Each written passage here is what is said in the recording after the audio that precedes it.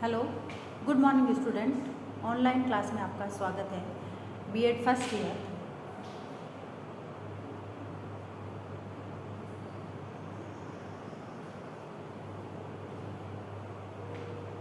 Third paper अधिगम और शिक्षण। अधिगम और शिक्षण। इसमें हमारी जो सेकंड यूनिट चल रही है व्यक्तिगत भिन्नता, इसके अंतर्गत आज का हमारा टॉपिक है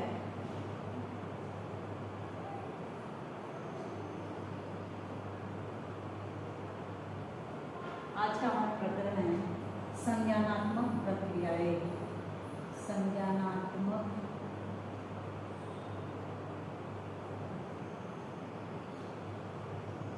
प्रक्रियाएं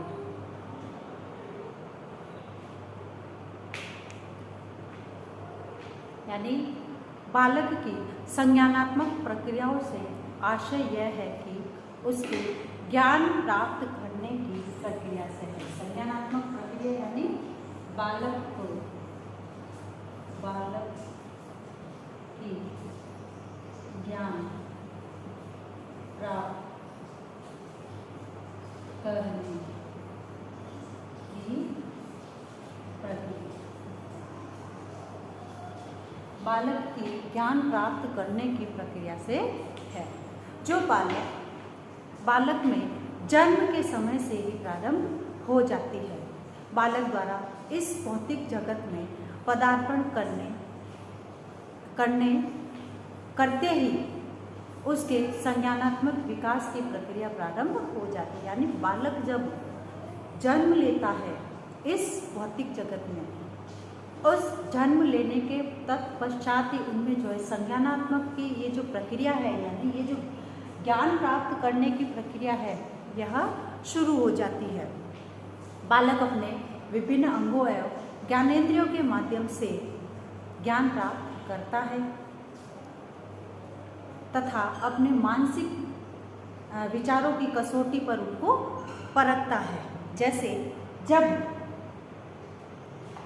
बालक रो रहा होता है तब माता के आने की आवाज़ सुनता है, तत्पश्चात उसकी माता उसको दूध पिलाती है और दूध पिलाने के पश्चात बालक शांत हो जाता है और उसे एक सुखद का एहसास होता है और धीरे धीरे वह ये समझने लगता है, यानी बालक धीरे धीरे ये समझने लगता है कि जब मैं रोऊंगा या मेरे रोने की आवाज़ सुनकर मेरी माँ मुझे दूध पिलाएगी।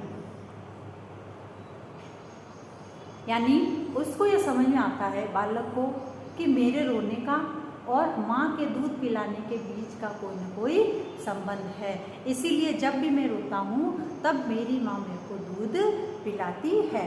ठीक इसी प्रकार बालक जन्म से लेकर बाल्यावस्था तक अनेक संवेदनाओं को ग्रहण करते हुए अपने तर्क एवं चिंतन के आधार पर संज्ञानात्मक विकास को प्राप्त करता है। बालक का यह विकास एक अनवरत प्रक्रिया है जो कि चलती रहती है। संज्ञानात्मक विकास के अंतर्गत विभिन्न प्रकार की जो संज्ञानात्मक प्रक्रियाएं हैं उनके अध्ययन को महत्वपूर्ण समझा गया है। इसमें जैसे सबसे पहले है संवेदना,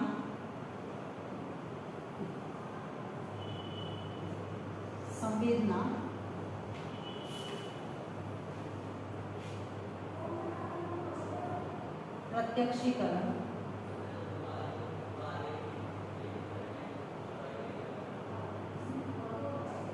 अवधान,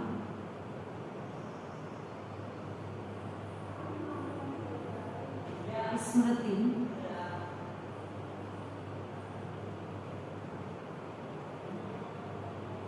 संप्रत्यय निर्माण,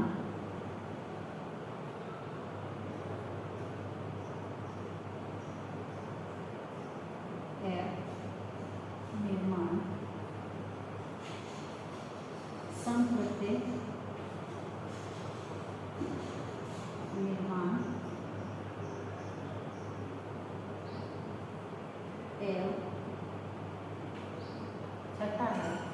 अधिगम में समस्या समाधान, अधिगम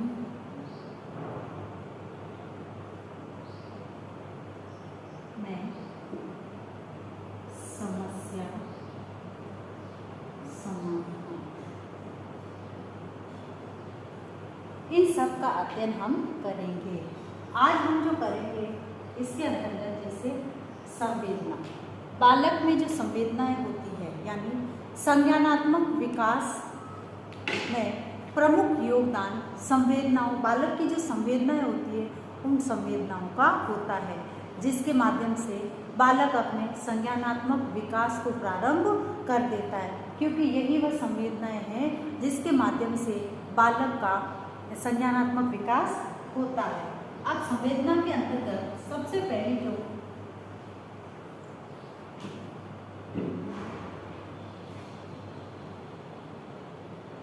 संवेदना,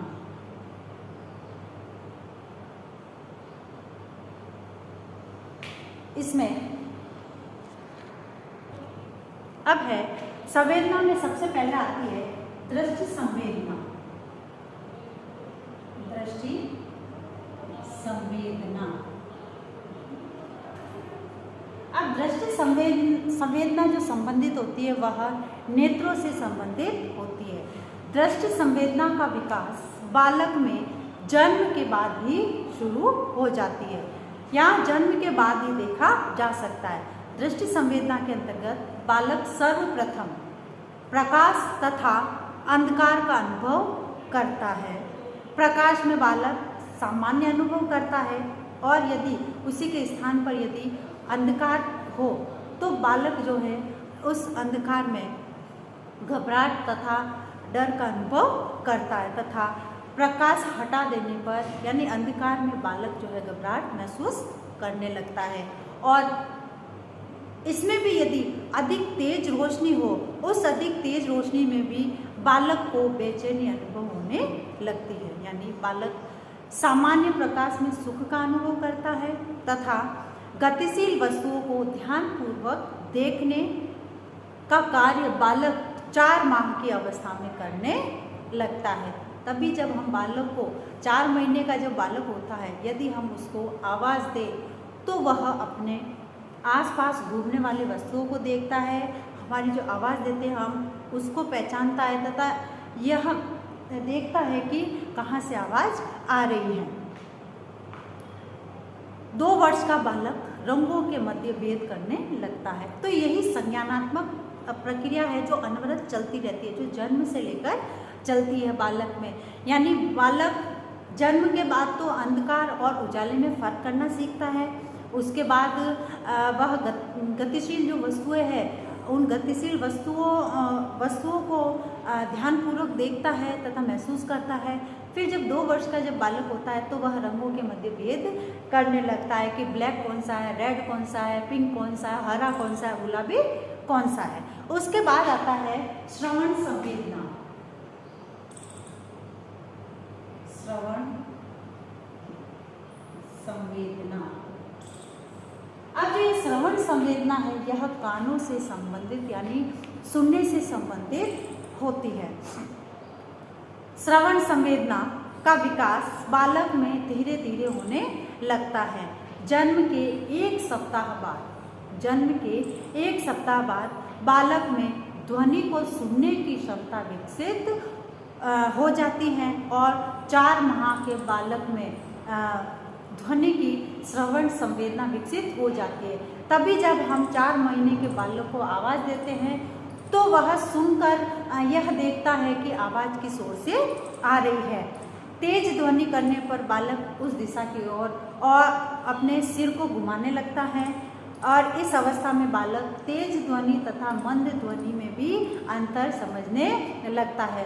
तभी जब 4 महीने के बालक को जब तेज ध्वनि में बोलते हैं या बात करते हैं तो वो डर कर रोने लगता है और जब हम प्यार से बात करते हैं तो वह हंसता है।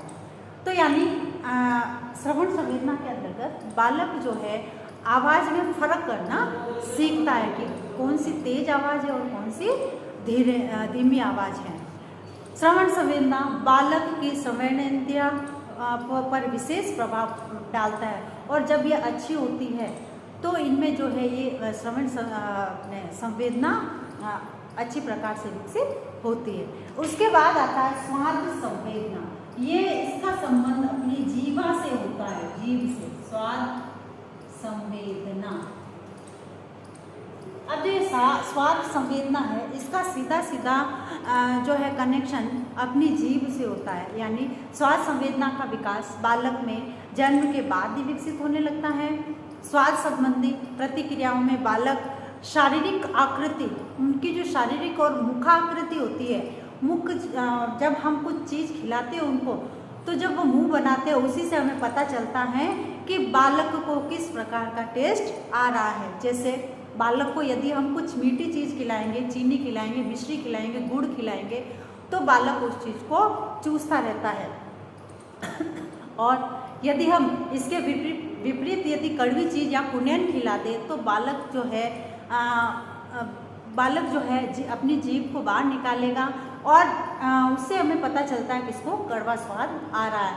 और यदि उनके मुंह में यदि एसिड डाल दिया जाए तो वह अपने हाथ पैर पटकने लगता है। इससे पता चलता है कि बालक में जो है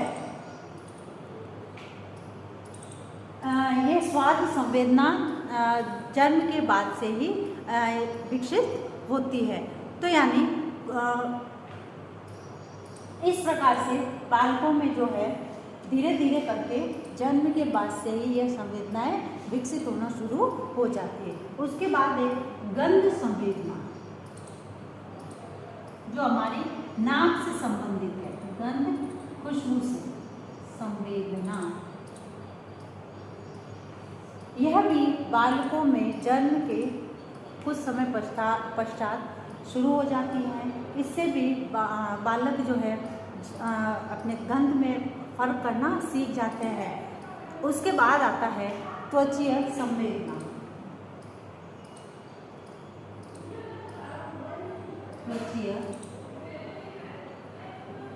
संवेदना, अब त्वचीय संवेदना में स्पर्श से लगाया जाता है। यानी त्वचीय संवेदना बालक के जन्म के बाद बालकों में गर्म ठंडेपन की जो संवेदना होती है वह प्रकट होने लग जाती है। बालकों को भी ये पता चलता है कि गर्म कौन सा और ठंडा कौन सा है। यानी यदि हम जैसे उदाहरण के तौर पर यदि मैं कहूँ, यदि नन्हा बालक है तो उसको हम यदि ठंडे पानी से नहलाएं तो वह रोने लगता है, और यदि उसको गर्म पानी से या कुनकुने पानी से नहलाएं तो उसको एक सुखद का एहसास होने लगता है। तो तथा गर्म पानी से नहलाए तो सुखद का अनुभव होता है, और ठंडे पानी से नहलाए तो वह रोने लगता है। तो इस प्रकार से उनमें ये जो त्वचीय संवेदना यानी स्पर्श से उनको पता चलता है कि कौन सी ठंडी और कौन सी गर्म है। इसके बाद आता है आंतरिक संवेदनाएं। आंतरिक संवेदनाएं अब जो है नेक्स्ट जो आती है वह है आंतरिक संवेदनाएं। अब आंतरिक संवेदनाओं के अंतर्गत ये संवेदनाएं बालक के जन्म के कुछ घंटों बाद ही विकसित होने लगती है। जैसे जन्म के कुछ समय बाद ही बालक को भूख लगने लगती है। देखा होगा आपने, भूख लगने लगती है और वह दूध की खोज करता है। इससे जब उसको दूध नहीं मिलता है तो वह रोने लगता है, तथा दूध मिलने पर वह चुप हो जाता है और एक सुखद का अनुभव करता है। तो इससे जो उनकी आंतरिक संवेदनाएं हैं वह प्रकट होती है कि बालक को जब भूख लगी, उसने दूध की तलाश की, दूध नहीं मिला, रोने लगा, और दूध मिलने पर जो है वह सुखद का अनुभव करता है और चुप भी हो जाता है। इससे हमें ये पता चलता है कि बालकों में ये जो संवेदनाएं हैं, इन संवेदनाओं से संबंधित धीरे धीरे करके संज्ञानात्मक विकास की प्रक्रिया चलती रहती है। अब है आज का आपका गृह कार्य। संज्ञानात्मक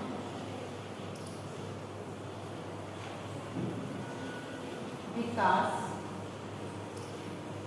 की प्रक्रिया में संवेदना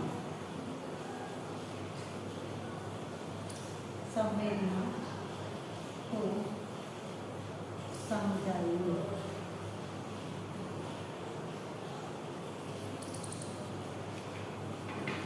अब एक विशेष बात, जैसे कि हम सभी जानते हैं कि वर्तमान में ये जो परिस्थिति चल रही है इसमें भयंकर महामारी फैल रही है तथा इससे बचाव हेतु हमें कुछ छोटे छोटे उपाय करने हैं और सरकार द्वारा लगाए गए लॉकडाउन के नियमों का पालन करना है। बी स्टैंड, बी स्ट्रॉन्ग, स्वस्थ रहे, सुरक्षित रहे। धन्यवाद।